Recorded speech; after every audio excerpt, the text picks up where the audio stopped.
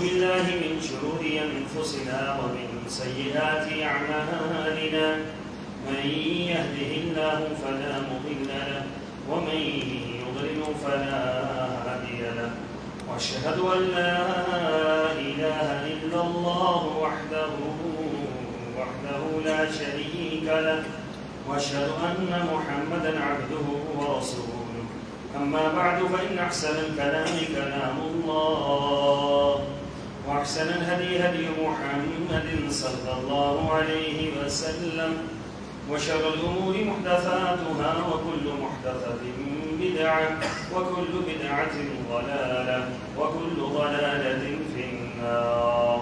قال الله تبارك وتعالى في القرآن المجيد: أعوذ بالله السميع العليم من الشيطان الرجيم. بسم الله الرحمن الرحيم. المؤمنون والمؤمنات بعضهم أولياء بعض يأمرون بالمعروف وينهون عن المنكر ويقيمون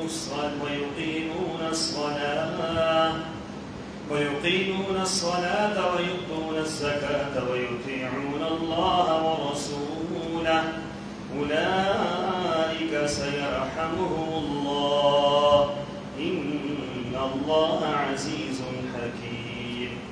وعد الله المؤمنين والمؤمنات جنات تجري من تحتها الأنهار خالدين فيها ومساكن طيبة في جنات عدن ورضوان من الله أكبر ذلك هو الفوز العظيم. اللهم صل على محمد وعلى آل محمد كما صليت على إبراهيم وعلى آل إبراهيم إنك حميد مجيد. اللهم بارك على محمد وعلى آل محمد كما باركت على إبراهيم وعلى آل إبراهيم إنك حميد مجيد. سبحانك لا علم لنا إلا ما علمتنا إنك أنت العليم الحكيم.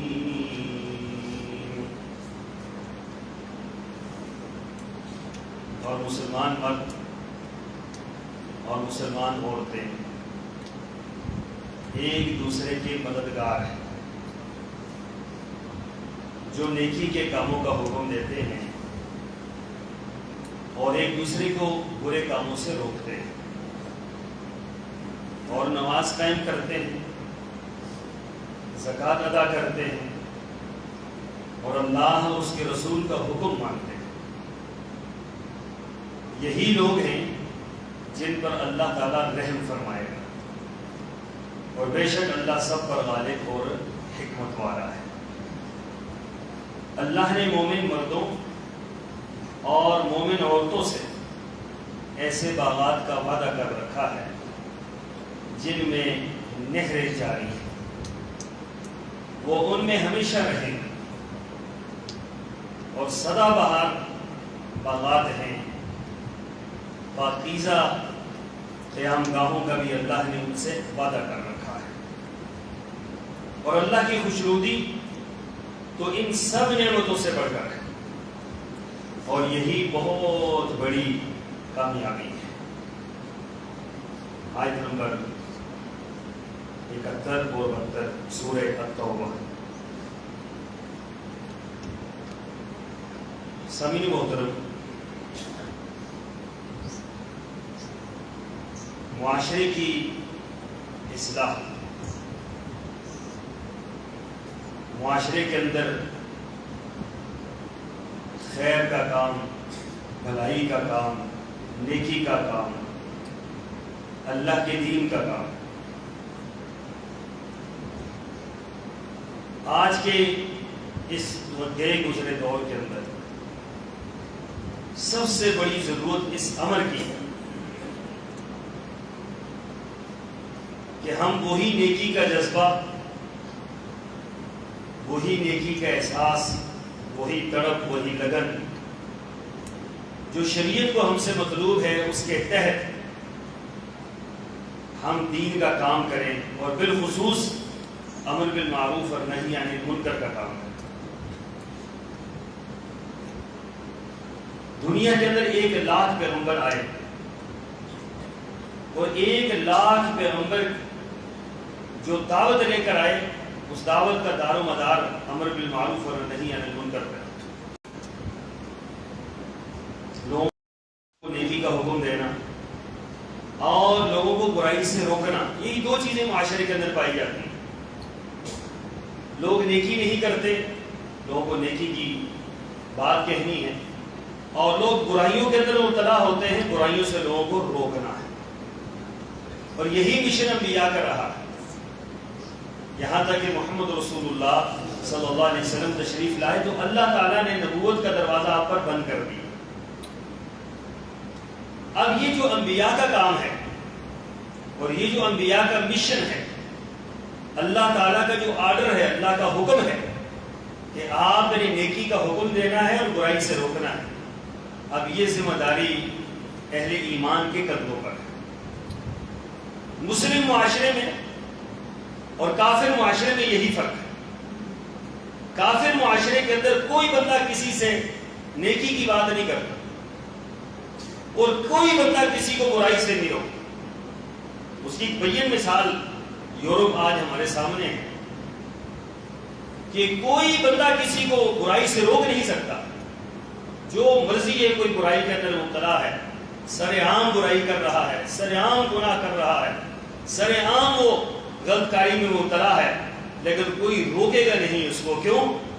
انہوں نے اس معاملے کو اس حد تک خراب کر دیا ہے کہ انہوں نے کہا کہ یہ ہر انسان کا پرسنل معاملہ ہے، ہر انسان کی ذاتی زندگی، اور ذاتی زندگی کے اندر دوسرے کی انوالومنٹ ٹھیک نہیں، دوسرا اس کو کچھ بھی نہیں کہہ سکتا، ہر بندہ آزاد ہے، جو مرضی یہ کرتا ہے۔ کافر معاشرے کا یہ سب سے بڑا المیہ ہے، اور کافر معاشرے کا بڑا المیہ دیکھیں، اس کے پھر اثرات یہ دیکھیں کہ آج اس معاشرے کے اندر باپ اپنے بیٹے کو گناہ سے نہیں روک سکتا، باپ اپنے بیٹے کو نیکی کا حکم نہیں دے سکتا۔ اگر باپ اپنے بیٹے کو کسی برائی سے روکے گا تو بیٹا وہ پولیس کو بتلائے گا اور پولیس آ کر باپ کو گرفتار کر کے لے جائے۔ مسلم معاشرہ اس کے بالکل برعکس ہوتا ہے، یاد رکھیں۔ کافر معاشرے کے اندر کوئی بندہ کسی کا خیرخواہ نہیں ہوتا، اور مسلم معاشرے کے اندر ہر بندہ دوسرے کا خیرخواہ ہوتا ہے۔ کافر معاشرے کے اندر سے نیکی منقطع ہو جاتی ہے، نیکی ختم ہو جاتی ہے، اور مسلم معاشرے کی بنیاد ہی نیکی پر ہوتی ہے۔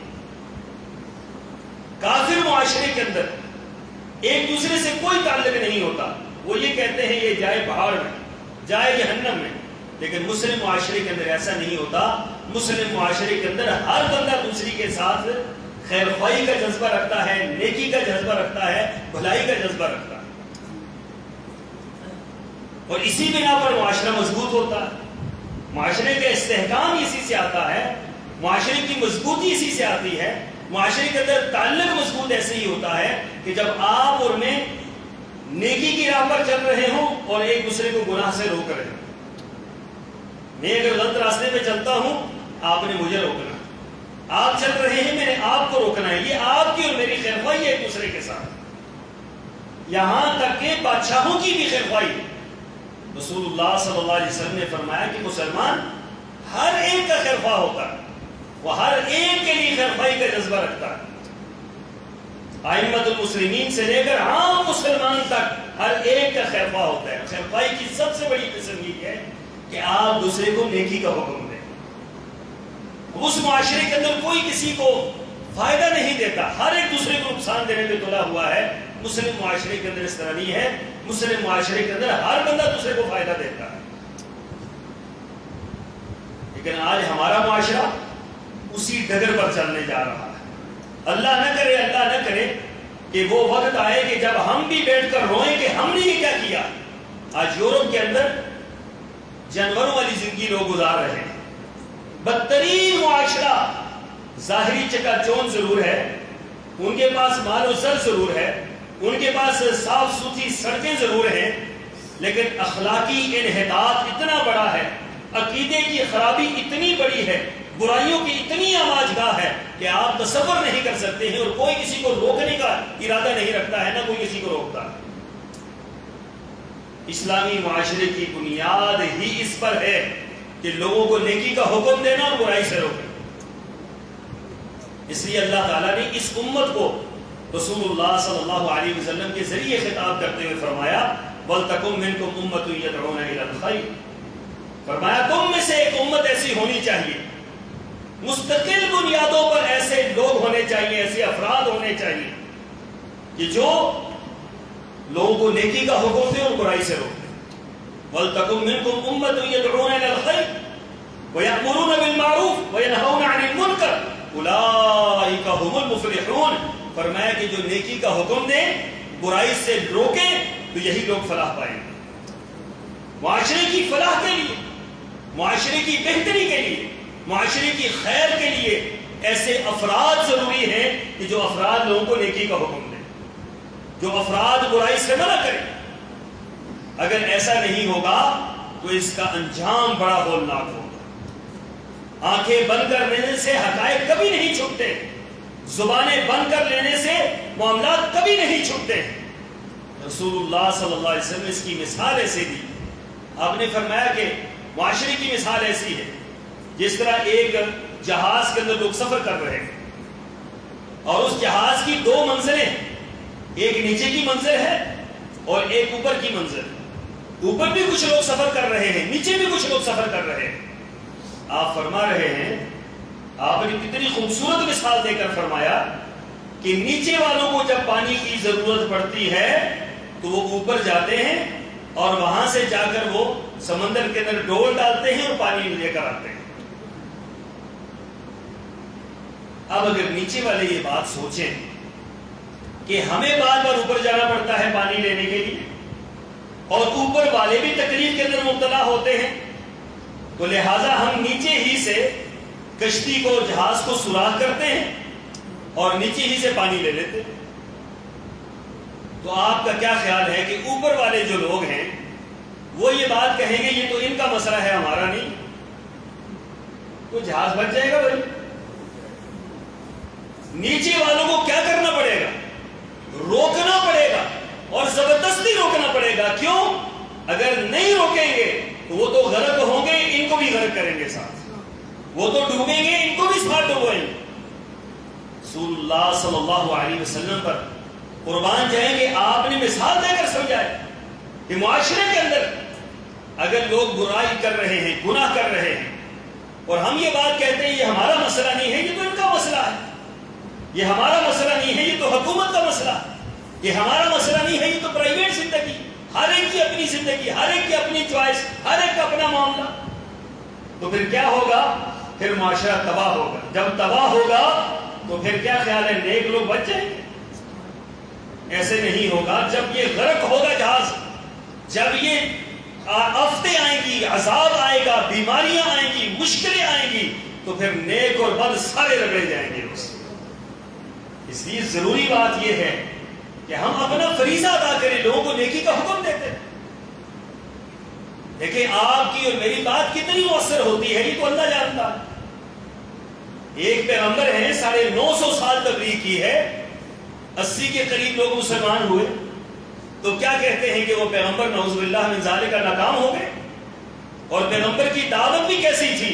انی دعوت قومی لیلا ونہارا فلم یزدہم دعائی الا فرارا۔ فرمایا اللہ 950 سال دن اور رات میں نے تیرے دین کی دعوت دی ہے، لیکن جتنا میں دین کی طرف بلاتا رہا اتنا ہی تیرے دین سے یہ بھاگتے رہے۔ فلم یزدہم دعائی الا فرارا، اللہ میں تیرے دین کی دعوت دیتا رہا، یہ دین سے بھاگتے رہے، اور میں انہیں دعوت دینے کے لیے ان کے گھروں پہ جاتا تھا، یہ اپنے گھروں کے دروازے بند کر لیتے تھے، میں ان کے سامنے کھڑے ہو کر ان کو دین کی دعوت دیتا، یہ اپنے کانوں کے اندر انگلیاں ٹھوس لیتے تھے، کانوں کے اندر روئی ڈال دیتے تھے، لیکن پیغمبر نے اپنی دعوت کو بند، پیغمبر کہہ دیتا جی جائیں جہنم، تباہ ہوتے ہیں تو ہو جائے. اہل ایمان کا یہ وتیرہ نہیں ہے، اہل ایمان کا یہ طرز عمل نہیں. اہل ایمان یہ نہیں کہتے کہ دنیا تباہ ہو جائے، اہل ایمان یہ کہتے ہیں کہ دنیا بچ جائے اور ہمارے ذریعے دنیا بچ جائے. دنیا کی اصلاح ہو، ہمارے ذریعے دنیا کی اصلاح. دنیا خیر کی طرف جائے، ہمارے ذریعے خیر کی طرف جائے. ہم لوگوں کو نیکی کا حکم دے، ہمارے ذریعے لوگوں کی آخرت اور عاقبت سمجھ جائے. ہر بندہ یہ جذبہ لے اور ہر بندہ یہ احساس کرے اور ہر بندہ یہ سوچے کہ یہ تو میری ذمہ داری ہے جو میں نے پوری کرنی ہے. کلکم راع وکلکم مسئول عن رعیتی. آپ میں سے ہر ایک بادشاہ ہے. آپ کو معلوم ہے آپ میں سے ہر بندہ بادشاہ ہے. آپ کی ایک سلطنت ہے، آپ کا گھر آپ کی سلطنت ہے، آپ کے بیوی بچے آپ کی رعایا ہے، آپ کے بہن بھائی آپ کی رعایا ہے، آپ کے ماتحت آپ کی رعایا ہے. اور اس رعایا کی اصلاح، اس رعایا کے اندر خیر کا کام کرنا، اس رعایا کی بھلائی کی بات کرنا، اس رعایا کو نیکی کا حکم دینا، برائی سے منع کرنا، یہ آپ کا فرض ہے کہ آپ ان کے ساتھ یہ کام کریں. اگر آپ یہ پورا نہیں کرتے تو کل قیامت کے دن کلکم راع وکلکم مسئول عن رعیتہ، فرمایا کل قیامت کے دن اللہ پوچھے گا کہ آپ نے کیا کام کیا ہے اپنی رعایا کے لیے. یہ ایسے ہی ہے جس طرح بہت بڑے عالم دین مولانا عبداللہ بہاولپوری رحمۃ اللہ علیہ مثال دیا کرتے تھے. فرمایا کرتے تھے کہ ہم سے اللہ تعالیٰ پوچھے گا کہ بتلاؤ صرف آپ سے پوری دنیا میں آپ نے دین کا کام کیوں نہیں کیا؟ تو اللہ پوری دنیا کے اندر تمہیں جا ہی نہیں سکتا تھا. اچھا چلے نہیں جا سکتے تھے تو پاکستان کے اندر آپ نے دین کا کام کیوں نہیں کیا؟ اللہ پورا پاکستان تو میری دسترس میں نہیں. اچھا اپنے صوبے پنجاب میں آپ نے کام کیوں نہیں کیا؟ اللہ صوبہ پنجاب بھی بہت بڑا تھا، وہاں بھی میں نہیں پہنچ سکتا. اچھا چلے ضلع راولپنڈی اپنے ضلع کے اندر کام کیوں نہیں کیا؟ اللہ ضلع بھی اتنا بڑا ہے، یہ 1 کروڑ کی آبادی ہے، میں کہاں پہنچ سکتا. اچھا تحصیل کے اندر کام کیوں نہیں کیا؟ اللہ تحصیل بھی بہت بڑی تھی، یہ تو 20 لاکھ افراد پر مشتمل تحصیل ہے. اچھا اپنے علاقے کے اندر اپنی بستی کے اندر کام کیوں نہیں کیا دین کا؟ اللہ بستی بھی وہاں کینٹ کی بہت بڑی تھی، 3 لاکھ کی آبادی تھی، یہاں پر کیسے کام کر سکتا؟ تو اللہ فرمائیں گے اپنے گھر کے اندر اپنے محلے کے اندر دین کا کام کیوں نہیں کیا؟ تو یہ بتلائیے کہ کوئی جواز ہے ہمارے پاس، کوئی جواب ہے ہمارے پاس کہ ہم تو اپنے گھر کے اندر فیل ہو جاتے ہیں. ہم سے ہمارا گھر نہیں سنبھالا جاتا کہ ہم اپنے گھر والوں کی اصلاح کریں، خیر خواہی کے ساتھ اصلاح کریں، نیکی پر ان کو قائم رکھیں، ان کو عقیدہ صحیح بتلائیں، ان کو نماز صحیح سکھلائیں، ان کو روزہ صحیح بتلائیں، ان کو دین کے تمام معاملات سکھلائیں. پوری زندگی اس بات کی نگرانی کریں کہ ہماری اولاد، ہمارے بچے، ہمارا یہ معاشرہ جو میری رعایا ہے یہ کہیں بھٹک نہ جائے. اور اس نیت کے ساتھ کہ کل مجھے اللہ تعالیٰ کے ہاں اس کا کیا کرنا ہے، جواب دینا. رسول اللہ صلی اللہ علیہ وسلم نے فرمایا ایک عورت، ایک خاتون 5 افراد کو جہنم میں لے کے جائے گی، 5 افراد کو جہنم میں لے کے جائے گی، ساتھ لے کے جائے گی. اس کا خامن جہنم میں جائے گا، اس کا بھائی جہنم میں جائے گا، اس کا بیٹا جہنم میں جائے گا، اس کا والد جہنم میں جائے گا، اس کا استاد جہنم میں جائے گا. وجہ کیا ہے؟ جرم تو ایک بندہ کر رہا ہے، جرم تو اس خاتون کا ہے، اس عورت کا ہے کہ یہ بے دین رہی، لیکن 5 افراد کیوں جہنم میں جا رہے ہیں؟ کیونکہ 5 افراد اس کے مکلف تھے، اس کو دین پر لانے والے تھے، دین سکھلانے والے تھے. ان 5 نے جب اپنی ذمہ داری پوری نہیں کی، اللہ نے کل قیامت کے دن ان 5 کو بھی ساتھ اس کے ڈالنا. ہم تو یہ سمجھتے ہیں کہ ہماری تو کوئی ذمہ داری نہیں، بس یہ ٹھیک ہے پیدا ہو گئے ہیں، اس کے بعد یہ جانے ان کے کام جانے، تعلیم ہم نے دے دی ہے، اب یہ کریں تو ان کی مرضی ہے، ان کی زندگی اپنی اپنی ہے.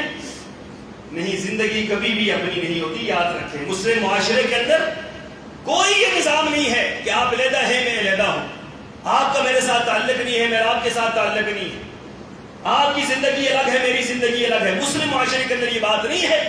مسلم معاشرے کے اندر ہم ایک دوسرے کے ساتھ جڑے ہوئے ہیں، ہم ایک دوسرے کے ساتھ ملے ہوئے ہیں، ہمارے مفادات وابستہ ہیں، ہماری نیکیاں وابستہ ہیں، ہمارے خیر وابستہ ہیں ایک دوسرے سے، ہماری شر وابستہ ہیں ایک دوسرے سے.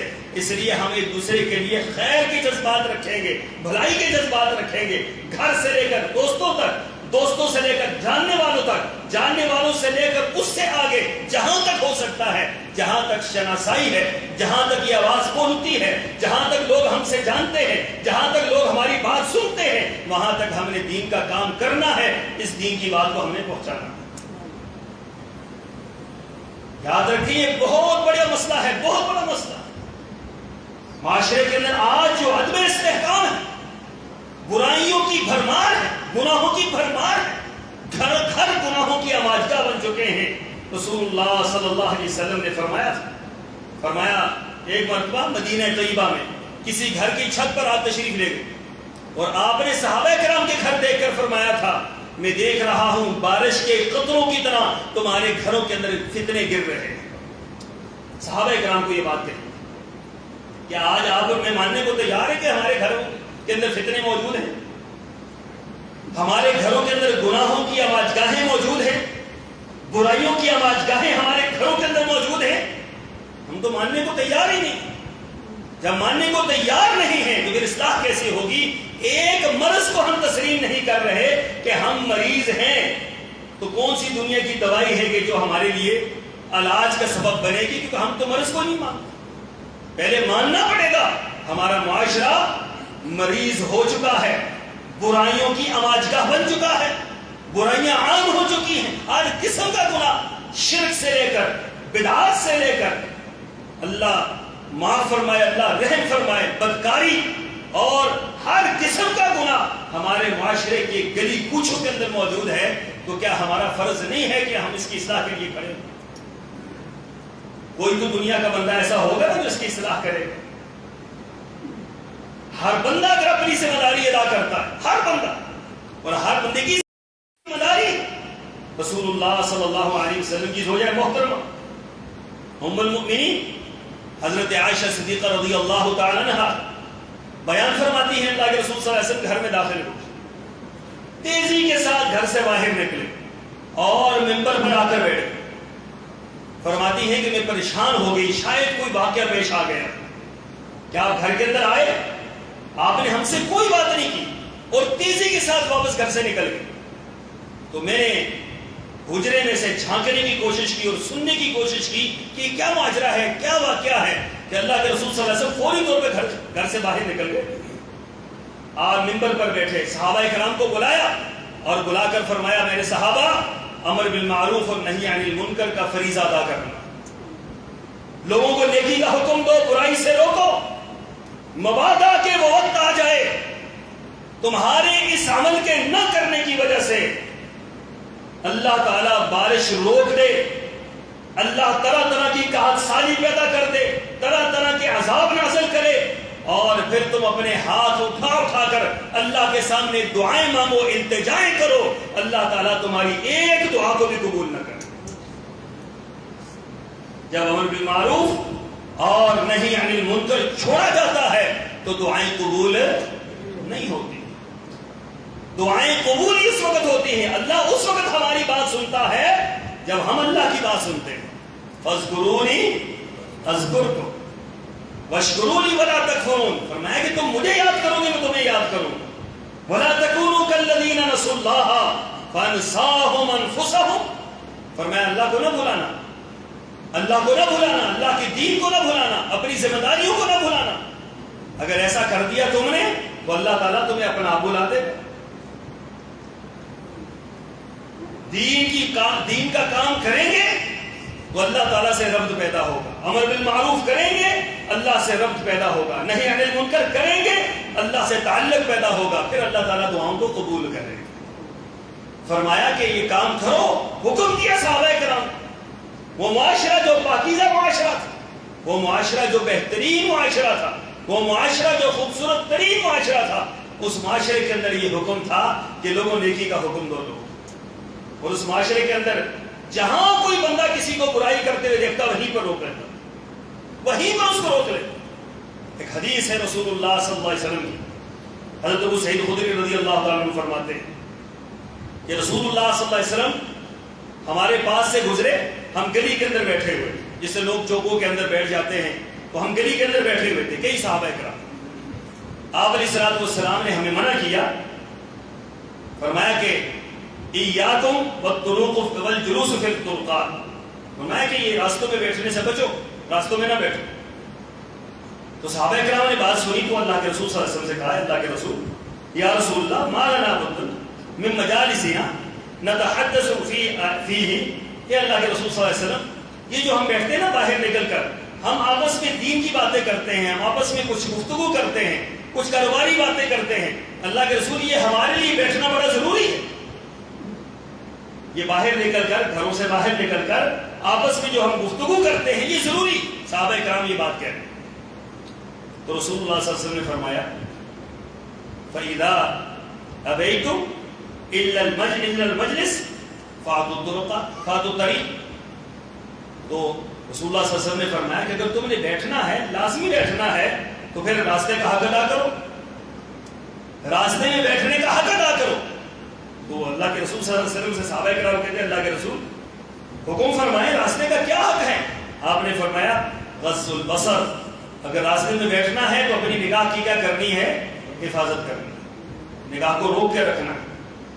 یہ نہیں ہے کہ نگاہ جو ہے بدنظری کی طرف چلی جائے، نگاہ گمراہی کی طرف چلی جائے، نگاہ یہ پہلا تیر ہوتا ہے، اس کے بعد گناہوں کی انتہا ہو جاتی ہے۔ اگر آپ نگاہ کو گناہ سے روک لیتے ہیں تو اس کے بعد گناہ کا راستہ بند ہو جاتا ہے۔ فرمایا راستے میں بیٹھتے ہو اپنے آنکھوں کی حفاظت کرو۔ وَكَفُّ الْأَذَى، فرمایا کہ راستے سے جو تکلیف دہ چیز پڑی ہوئی ہے، جو لوگوں کی پریشانی کے لیے کوئی چیز پڑی ہوئی ہے، کوئی کانٹا ہے، کوئی ہڈی ہے، کوئی پتھر ہے، اس کو کیا کرو؟ راستے سے ہٹا دو، راستے صاف کیا کرو۔ یہ گلیوں کو جو ہم خراب کرتے ہیں نا، گندا کرتے ہیں، پھینکتے ہیں ہر چیز باہر، یہ مسلم معاشرے کے اندر یہ کام نہیں ہوتا۔ مسلم معاشرے کے اندر حکم دیا جا رہا ہے کہ معاشرے کی اصلاح کے لیے ضروری ہے کہ ہر بندہ کیا کرے؟ اپنی ڈیوٹی پوری کرے۔ فرمایا اگر بیٹھنا ہے، راستے میں بیٹھنا ہے، تو راستے کا حق بھی ادا کرو، راستوں کو صاف رکھو۔ تیسری بات فرمائی برد السلام، ہاں سلام کا جواب دو، کوئی گزرے تو اس کو سلام کا جواب دو، یعنی کہ یہ تعلق قائم رکھو سلام اور وعلیکم السلام کا۔ اور آخری بات فرمائی والامر بالمعروف والنہی عن المنکر، امر بالمعروف کا فریضہ انجام دو اور نہی عن المنکر کا فریضہ انجام دو، تب تم راستوں میں بیٹھ سکتے ہو، بصورت دیگر تم راستوں میں نہیں بیٹھ سکتے۔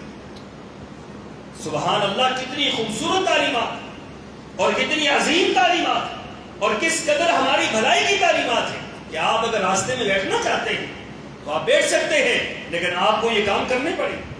امر بالمعروف اور نہی عن المنکر یہ نہیں گناہ ہو رہا ہے آپ تماشا بین بن جائیں، گناہ برائیاں ہو رہی ہیں آپ اس پر کھلکھلائیں، گناہ ہو رہا ہو آپ اس پر ٹس سے مس نہ ہو۔ یہ انسان کے ایمان کو جانچنے کا پیمانہ ہے، یاد رکھیں۔ من رأى منکم منکرا فلیغیر بیدہ، مومن گناہ دیکھے اور گناہ دیکھنے کے بعد اس کا چہرہ سرخ نہ ہو، اس کے دل کے اندر تڑپ پیدا نہ ہو، اس کا خون کھول نہ جائے اس کو ختم کرنے کے لیے، تو سمجھ لیجئے کہ ایمان کمزور ہو چکا ہے۔ ایمان کو جانچنے کا پیمانہ من رأى منکم منکرا، جو تم میں سے برائی کو دیکھے، یہ نہیں کہا کہ مولوی دیکھے وہ روکے، پیر دیکھے وہ روکے، فلاں دیکھے بڑا دیکھے، نہیں، من رأى منکم منکرا، جو تم میں سے دیکھے، ہر ایک پر لازم قرار دیا گیا کہ جو تم میں سے برائی کو دیکھے فلیغیر بیدہ، اس کو چاہیے کہ اس کو اپنے ہاتھ سے روکنے کی کوشش کرے۔ ہاتھ سے مراد طاقت ہے، اور طاقت کس پر چلتی ہے؟ اپنی اولاد پر چلتی ہے، اپنے بچوں پر چلتی ہے، اپنے دوستوں پر چلتی ہے، اپنے احباب پر چلتی ہے، اپنے شاگردوں پر چلتی ہے۔ جہاں تک آپ کی طاقت آپ کے ہاتھ سے روکنے کی ہے وہاں آپ کو ہاتھ استعمال کرنا پڑے۔ جس معاشرے کے اندر ہاتھ استعمال نہیں ہوتا اس معاشرے کے اندر بگاڑ پیدا ہوتا ہے، برائیاں پیدا ہوتی ہیں۔ تو رسول اللہ صلی اللہ علیہ وسلم فرما رہے کہ ہاتھ سے روکو، فرمایا کہ فَإِن لَمْ يَسْتَطِعْ فَبِلِسَانِهِ، اگر ہاتھ سے روکنے کی طاقت نہیں رکھتے تو کس سے روکو؟ زبان سے روکو۔ فَإِن لَمْ يَسْتَطِعْ فَبِقَلْبِهِ، اور اگر اس کی بھی طاقت نہیں رکھتے، تمہارا ایمان کمزور ہے، اس کی بھی طاقت نہیں رکھتے، تو فَبِقَلْبِهِ، تو پھر اپنے دل سے برا جانو، ذالک اضعف من الایمان، یہ ایمان کا کمزور ترین درجہ، اس سے نیچے ایمان کا کوئی درجہ نہیں۔ ایمان کی سب سے کمزور ترین قسم کہ آپ اس حالت تک پہنچ جائیں کہ آپ لوگوں کو دل سے برا جانیں۔ اب دیکھیں نا، دل سے برا جاننا بھی ختم ہوتا جا رہا ہے۔